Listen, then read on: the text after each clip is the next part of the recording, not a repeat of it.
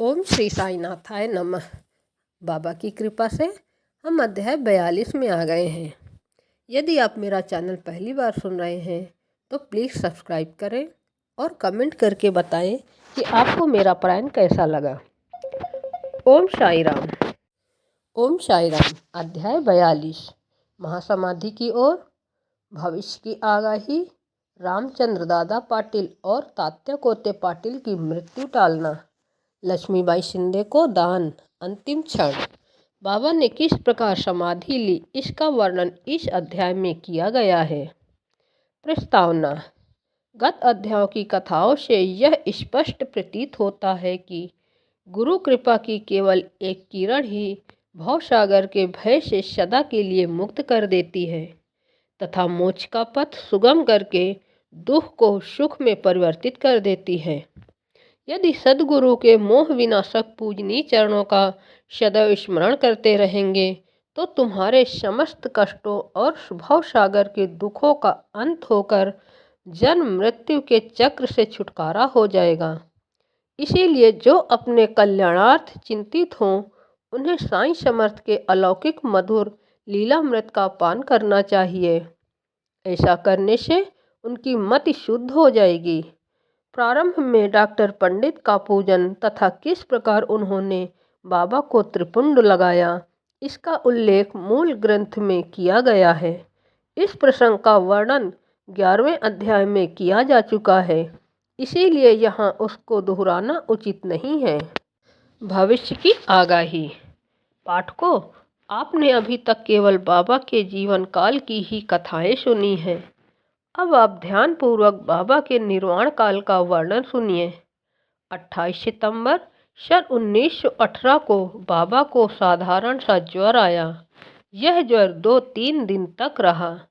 इसके उपरांत ही बाबा ने भोजन करना बिल्कुल त्याग दिया। इससे उनका शरीर दिन प्रतिदिन क्षीण एवं दुर्बल होने लगा। 17 दिनों के पश्चात 15 अक्टूबर सन 1918 को 2:30 पर उन्होंने अपना शरीर त्याग दिया। यह समय प्रो जी नार्के के तारीख 5/11/1918 के पत्र के अनुसार है, जो उन्होंने दादा साहब खापर्डे को लिखा था और उस वर्ष की साईं लीला पत्रिका के 7-8 पृष्ठ प्रथम वर्ष में प्रकाशित हुआ था। इसके 2 वर्ष पूर्व ही बाबा ने अपने निर्वाण के दिन का संकेत कर दिया था, परंतु उस समय कोई भी समझ नहीं सका। घटना इस प्रकार है। विजयादशमी के दिन जब लोग संध्या के समय सीमोल्लंघन से लौट रहे थे तो बाबा सहसा ही क्रोधित हो गए। सिर पर का कपड़ा, कफनी और लंगोटी निकालकर उन्होंने उसके टुकड़े टुकड़े करके जलती हुई धूनी में फेंक दिए। बाबा के द्वारा आहुति प्राप्त कर धूनी त्रिगुणित प्रज्वलित होकर चमकने लगी और उससे भी कहीं अधिक बाबा के मुखमंडल की कांति चमक रही थी। वे पूर्ण दिगंबर खड़े थे और उनकी आंखें अंगारे के समान चमक रही थी। उन्होंने आवेश में आकर उच्च स्वर में कहा कि लोगों, यहाँ आओ, मुझे देखकर पूर्ण निश्चय कर लो कि मैं हिंदू हूँ या मुसलमान। सभी भय से काँप रहे थे। किसी को भी उनके समीप जाने का साहस न हो रहा था। कुछ समय बीतने के पश्चात उनके भक्त भागोजी शिंदे, जो महारोग से पीड़ित थे, साहस कर बाबा के समीप गए और किसी प्रकार उन्होंने लंगोटी बांध दी और उसने कहा कि बाबा, यह क्या बात है देव, आज दशहरा सीमोल्लंघन का त्यौहार है। तब उन्होंने जमीन पर सटका पटकते हुए कहा कि यह मेरा सीमोल्लंघन है। लगभग 11 बजे तक भी उनका क्रोध शांत न हुआ और भक्तों को चावड़ी जुलूस निकलने में संदेह होने लगा। 1 घंटे के पश्चात वे अपनी सहज स्थिति में आ गए और सदा की भांति पोशाक पहनकर चावड़ी जुलूस में सम्मिलित हो गए, जिसका वर्णन पूर्व में किया जा चुका है। इस घटना द्वारा बाबा ने इंगित किया कि जीवन रेखा पार करने के लिए दशहरा ही उचित समय है। परंतु उस समय किसी को भी उसका असली अर्थ समझ में ना आया। बाबा ने और भी अन्य संकेत किए जो इस प्रकार है। रामचंद्र दादा पाटिल की मृत्यु टालना। कुछ समय के पश्चात रामचंद्र पाटिल बहुत बीमार हो गए। उन्हें बहुत कष्ट हो रहा था। सब प्रकार के उपचार किए गए परंतु कोई लाभ न हुआ और जीवन से हताश होकर वे मृत्यु के अंतिम क्षणों की प्रतीक्षा करने लगे। तब एक दिन मध्याह्न रात्रि के समय बाबा अनायास ही उनके सिरहाने प्रकट हुए। पाटिल उनके चरणों से लिपटकर कहने लगे कि मैंने अपने जीवन की समस्त आशाएं छोड़ दी हैं। अब कृपा कर मुझे इतना तो निश्चित बतलाइए कि मेरे प्राण अब कब निकलेंगे। दया सिंधु बाबा ने कहा कि घबराओ नहीं, तुम्हारी हुंडी वापस ले ली गई है और तुम शीघ्र ही स्वस्थ हो जाओगे। मुझे तो केवल तात्या का भय है कि सन 1918 में विजयदशमी के दिन उसका देहांत हो जाएगा, किंतु यह भेद किसी से प्रकट न करना और न ही उसे बतलाना, अन्यथा वह अधिक भयभीत हो जाएगा। रामचंद्र अब पूर्ण स्वस्थ तो हो गए परंतु वे तात्या के जीवन के लिए निराश हुए। उन्हें ज्ञात था कि बाबा के शब्द कभी असत्य नहीं निकल सकते और 2 वर्ष के पश्चात ही तात्या इस संसार से विदा हो जाएगा। उन्होंने यह भेद बाला सिंपी के अतिरिक्त किसी से भी प्रकट न किया। केवल 2 ही व्यक्ति रामचंद्र दादा और बाला सिंपी तात्या के जीवन के लिए चिंताग्रस्त और दुखी थे। रामचंद्र ने शैया त्याग दी और वे चलने फिरने लगे। समय तेजी से व्यतीत होने लगा। शके 1840 का भाद्रपद समाप्त होकर अश्विन मास प्रारंभ होने ही वाला था कि बाबा के वचन पूर्णतः सत्य निकले। तात्या बीमार पड़ गए और उन्होंने चारपाई पकड़ ली। उनकी स्थिति इतनी गंभीर हो गई कि अब वे बाबा के दर्शनों को भी जाने में असमर्थ हो गए। इधर बाबा भी ज्वर से पीड़ित थे। तात्या का पूर्ण विश्वास बाबा पर था और बाबा का भगवान श्री हरि पर, जो उनके संरक्षक थे। तात्या की स्थिति अब और अधिक चिंताजनक हो गई। वह हिल डुल भी न सकता था और सदैव बाबा का ही स्मरण किया करता था। इधर बाबा की भी स्थिति उत्तरोत्तर गंभीर होने लगी। बाबा द्वारा बतलाया हुआ विजयादशमी का दिन भी निकट आ गया। तब रामचंद्र दादा और बाला सिंपी बहुत घबरा गए। उनके शरीर कांप रहे थे, पसीने की धाराएं प्रवाहित हो रही थी कि अब तात्या का अंतिम साथ है। जैसे ही विजयदशमी का दिन आया, तात्या की नाड़ी की गति मंद होने लगी और उसकी मृत्यु सन्निकट दिखाई देने लगी। उसी समय एक विचित्र घटना घटी। तात्या की मृत्यु टल गई और उसके प्राण बच गए, परंतु उसके स्थान पर बाबा स्वयं प्रस्थान कर गए और ऐसा प्रतीत हुआ जैसे कि परस्पर हस्तांतरण हो गया हो। सभी लोग कहने लगे कि बाबा ने तात्या के लिए प्राण त्यागे। ऐसा उन्होंने क्यों किया यह वे ही जाने, क्योंकि यह बात हमारी बुद्धि के बाहर ही है। ऐसा भी प्रतीत होता है कि बाबा ने अपने अंतिम काल का संकेत तात्या का नाम लेकर ही किया था। दूसरे दिन 16 अक्टूबर को प्रातःकाल बाबा ने दासगढ़ू को पंढरपुर में स्वप्न दिया कि मस्जिद अर्रा करके गिर पड़ी है। शिरडी के प्रायः सभी तेली तंबोली मुझे कष्ट देते हैं, इसीलिए मैंने अपना स्थान छोड़ दिया है। मैं तुम्हें यह सूचना देने आया हूँ कि कृपया शीघ्र वहाँ जाकर मेरे शरीर पर हर तरह के फूल इकट्ठा कर चढ़ाओ। दासगढ़ू को शिरडी से भी एक पत्र प्राप्त हुआ और वे अपने शिष्यों को साथ लेकर शिरडी आए तथा उन्होंने बाबा की समाधि के समक्ष अखंड कीर्तन और हरि नाम प्रारंभ कर दिया। उन्होंने स्वयं फूलों की माला गूंथी और ईश्वर का नाम लेकर समाधि पर चढ़ाई। बाबा के नाम पर एक बृहद भोज का भी आयोजन किया गया। लक्ष्मीबाई को दान। विजयादशमी का दिन हिंदुओं को बहुत शुभ और सीमोल्लंघन के लिए बाबा द्वारा इस दिन का चुना जाना सर्वथा उचित ही है। इसके कुछ दिन पूर्व से ही उन्हें अत्यंत पीड़ा हो रही थी, परंतु आंतरिक रूप से वे पूर्ण सजग थे। अंतिम क्षण के पूर्व वे बिना किसी की सहायता लिए उठकर सीधे बैठ गए और स्वस्थ दिखलाई पड़ने लगे। लोगों ने सोचा कि संकट टल गया और अब भय की कोई बात नहीं है तथा अब वे शीघ्र ही निरोग हो जाएंगे।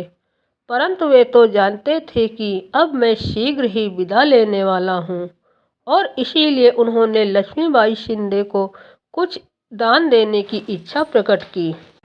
समस्त प्राणियों में बाबा का निवास। लक्ष्मीबाई एक उच्च कुलीन महिला थी। वे मस्जिद में बाबा की दिन रात सेवा किया करती थी। केवल भगत महालसापति तात्या और लक्ष्मीबाई के अतिरिक्त रात को मस्जिद की सीढ़ियों पर कोई नहीं चढ़ सकता था।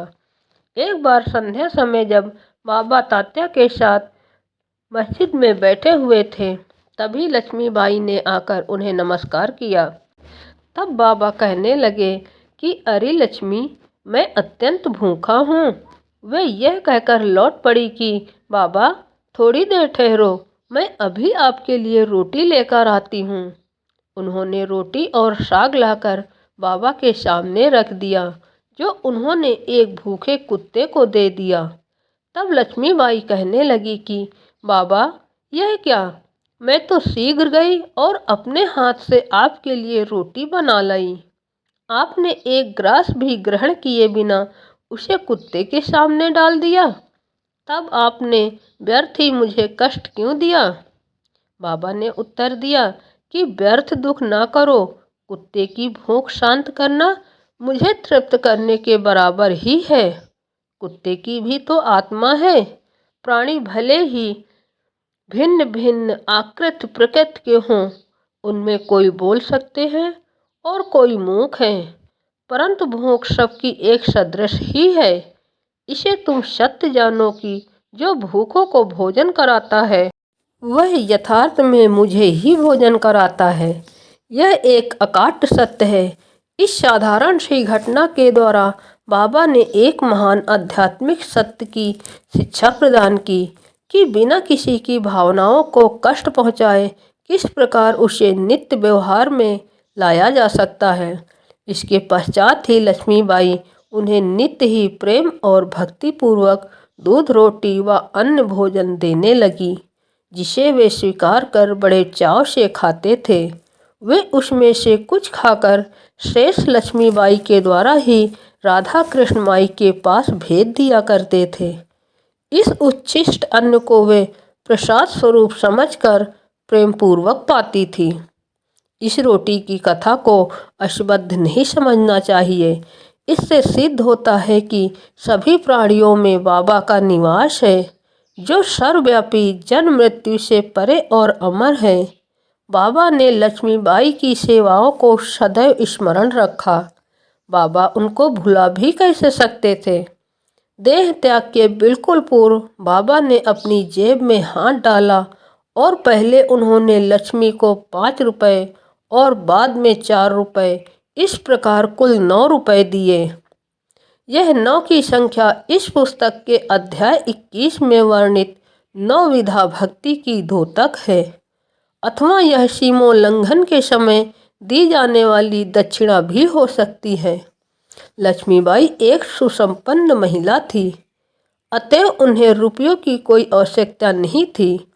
इस कारण संभव है कि बाबा ने उनका ध्यान प्रमुख रूप से श्रीमद्भागवत के स्कंद 11 अध्याय 10 के श्लोक संमत 6 की ओर आकर्षित किया हो, जिसमें उत्कृष्ट कोटि के भक्त के 9 लक्षणों का वर्णन है, जिनमें से पहले 5 और बाद में 4 लक्षणों का क्रमशः प्रथम और द्वितीय चरणों में उल्लेख हुआ है। बाबा ने भी उसी क्रम का पालन किया। पहले 5 और बाद में 4, कुल 9 रुपए। केवल 9 रुपए ही नहीं, बल्कि 9 के कई गुने रुपए लक्ष्मीबाई के हाथों में आए गए होंगे, परंतु बाबा के द्वारा प्रदत्त यह 9 रुपए का उपहार वह महिला सदैव स्मरण रखेगी। अमान्य मत्सरो दक्षो निर्ममो दृढ़ सौहार्द्र असत्वरोर्थ जिज्ञासूर्ण सुयूर्मोघ वाक। अंतिम क्षण। बाबा सदैव सजग और चैतन्य रहते थे और उन्होंने अपने अंतिम समय भी पूर्ण सावधानी से काम लिया। अपने भक्तों के प्रति बाबा का हृदय प्रेम, ममता और मोह से ग्रस्त न हो जाए, इस कारण उन्होंने अंतिम समय सबको वहां से चले जाने का आदेश दिया। चिंतामग्न काका साहेब दीक्षित, बापू साहेब बूटी और अन्य महानुभाव जो मस्जिद में बाबा की सेवा में उपस्थित थे, उनको भी बाबा ने बाड़े में जाकर भोजन करके लौट आने को कहा। ऐसी स्थिति में वे बाबा को अकेला छोड़ना तो नहीं चाहते थे, परंतु उनकी आज्ञा का उल्लंघन भी तो नहीं कर सकते थे। इसीलिए इच्छा न होते हुए भी उदास और दुखी हृदय से उन्हें बाड़े को जाना पड़ा। उन्हें विदित था कि बाबा की स्थिति अत्यंत चिंताजनक है और इस प्रकार उन्हें अकेले छोड़ना उचित नहीं है। वे भोजन करने के लिए बैठे तो परंतु उनके मन कहीं और बाबा के साथ थे। अभी भोजन समाप्त भी न हो पाया था कि बाबा के नश्वर शरीर त्यागने का समाचार उनके पास पहुंचा और वे अधपेट ही अपनी अपनी थाली छोड़कर मस्जिद की ओर भागे तथा जाकर देखा कि बाबा सदा के लिए बयाजी आपा कोते की गोद में विश्राम कर रहे हैं। न वे नीचे लुढ़के और न शैया पर ही लेटे, अपने ही आसन पर शांतिपूर्वक बैठे हुए और अपने ही हाथों से दान देते हुए उन्होंने यह मानव शरीर त्याग दिया। संत स्वयं ही देह धारण करते तथा कोई निश्चित देह लेकर इस संसार में प्रकट होते हैं और जब देह पूर्ण हो जाता है तो वे जिस सरलता और आकस्मिकता के साथ प्रकट होते हैं उसी प्रकार लुप्त भी हो जाया करते हैं। श्री सद्गुरु साईनाथार्पणमस्तु। शुभम भवतु। सप्ताह परायण खष्टम विश्राम। ओम श्री साई जैसा काय शिरडी निवासने नमः। बोलो अनंत कोट ब्रह्मांड नायक राजाधिराज योगी राज पर ब्रह्मा श्री सच्चिदानंद सद्गुरु साईनाथ महाराज की जय। बाबा साईं सबकी भली करे।